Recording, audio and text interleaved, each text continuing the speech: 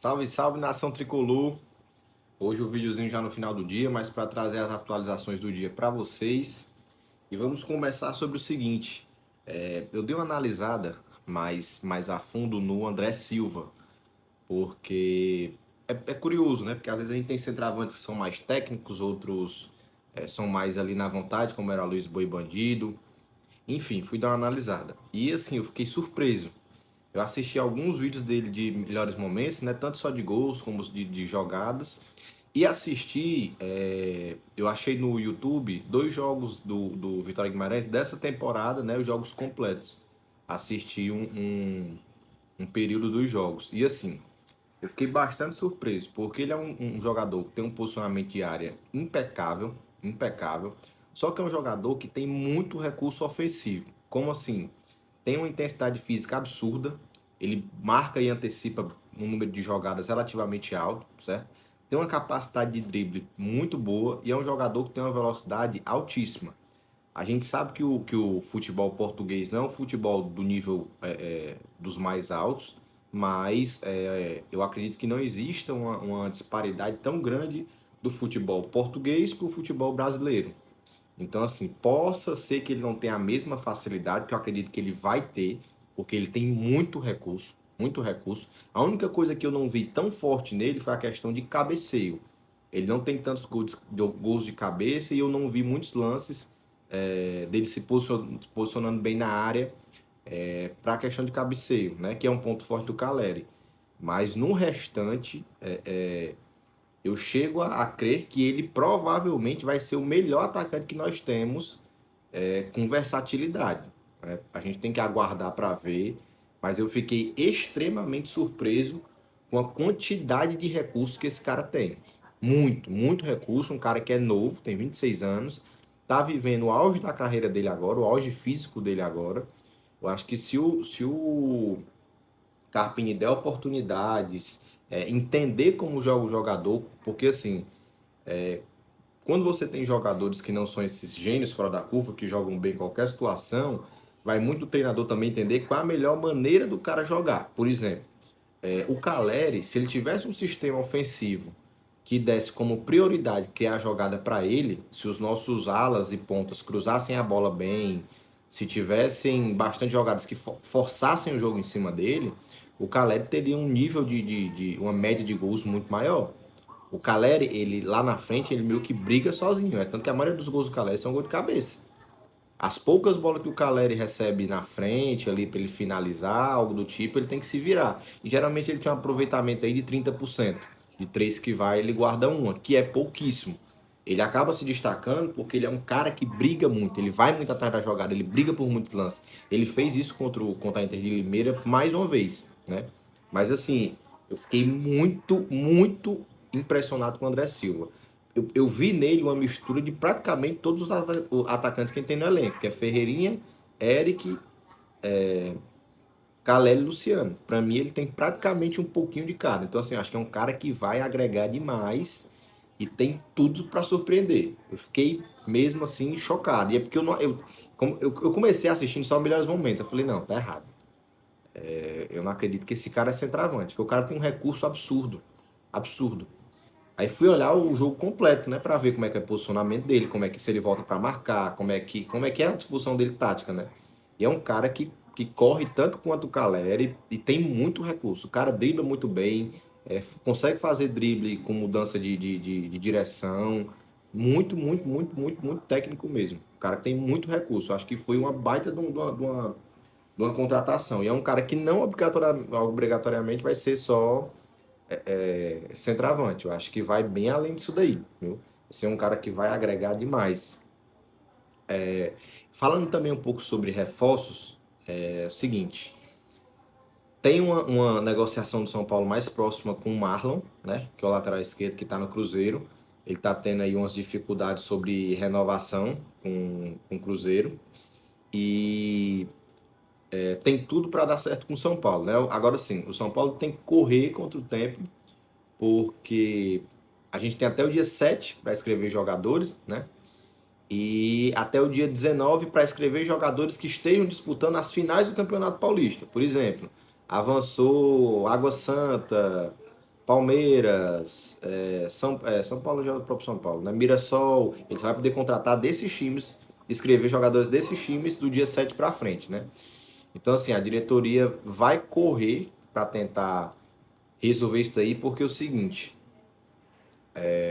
provavelmente São Paulo vai contratar o zagueiro e não vai ser canhoto, por essa questão de dificuldade, a não ser que tenha um zagueiro canhoto que seja destaque no Paulista, né?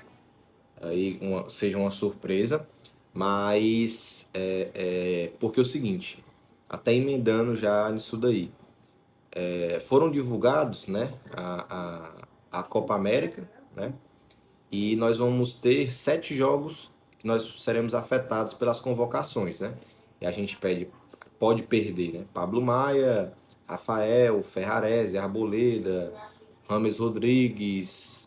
Deixa eu ver quem mais que a gente tem. São 7 jogadores, se não me falha a memória. Agora que na cabeça está faltando. Mas a diretoria precisa reforçar, nem só contando com a perca desse que vão ser convocados, mas é porque realmente a gente precisa. Né? A gente realmente precisa reforçar esses setores.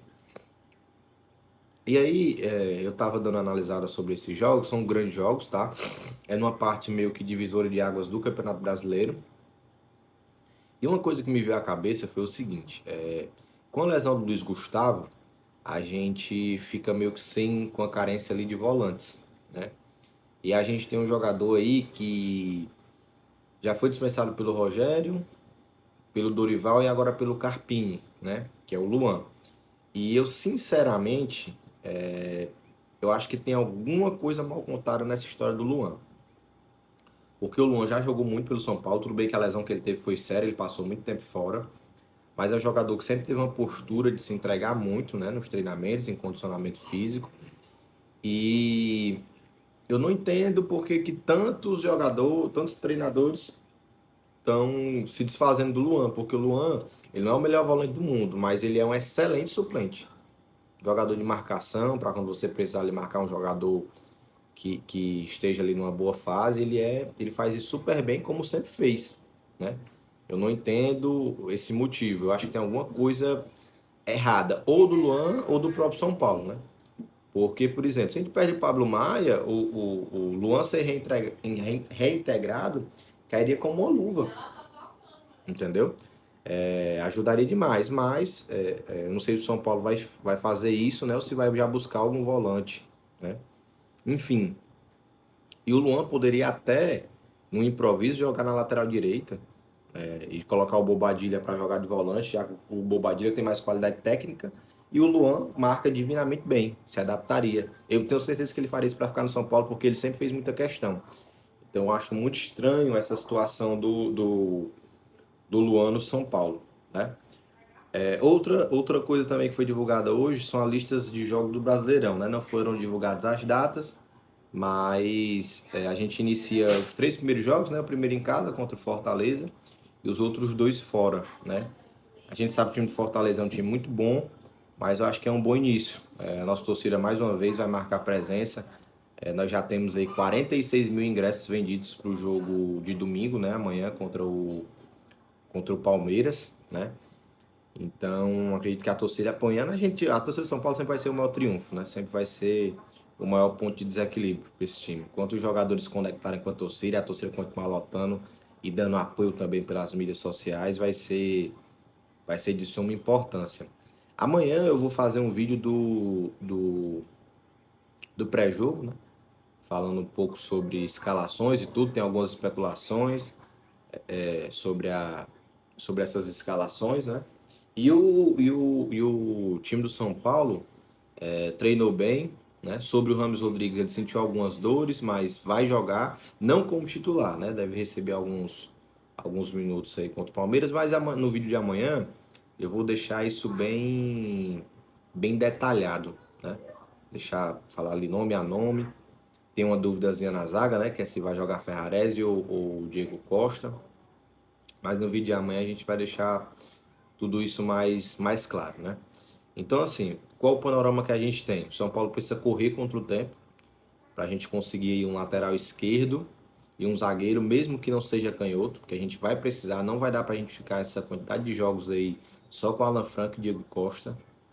Diego Costa até ok, mas Alan Franco é tecnicamente fraco, sem tempo de bola, não tem condições, infelizmente. Pablo Maia também, acho que se a gente perde ele, no Luiz Gustavo não tem, ainda não vai estar 100%, ou se tiver outra lesão, a gente precisa de um volante, né? Pode reintegrar aí o Luan ou ver alguém da base, né? O Ibali, enfim. E também, assim, acredito, apesar da gente precisar para ontem o lateral esquerdo, eu acho que tem a mesma importância o lateral esquerdo e o zagueiro, mas o lateral que a gente praticamente não tem, a gente precisa fazer essa transição, né?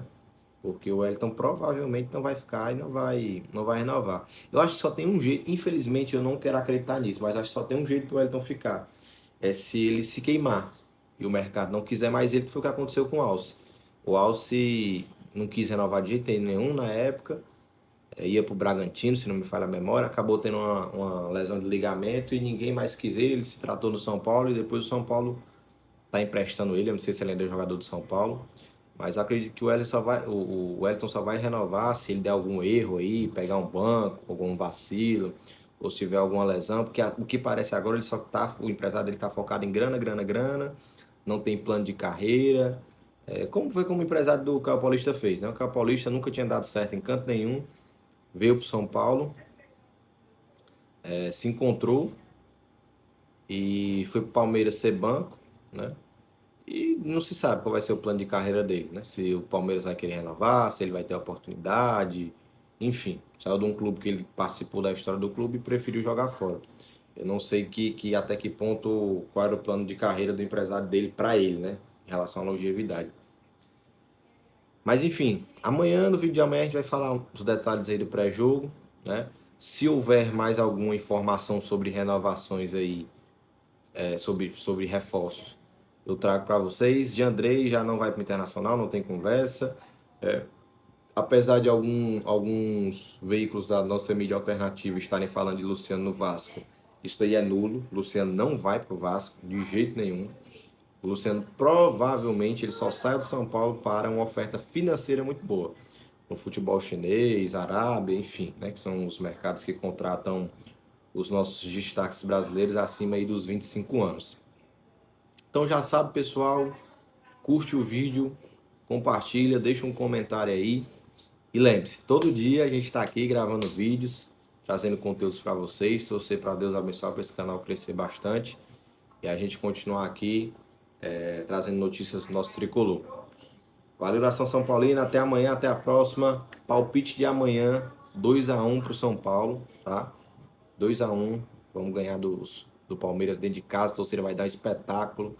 O jogo de noite muito bom para fazer um blackout, para já fazer aquele sinalizadores e bandeirão, para já deixar os caras já em choque, com medo, e ir para cima e ganhar esse jogo desses caras. Valeu, nação São Paulina, nação tricolor, grande abraço.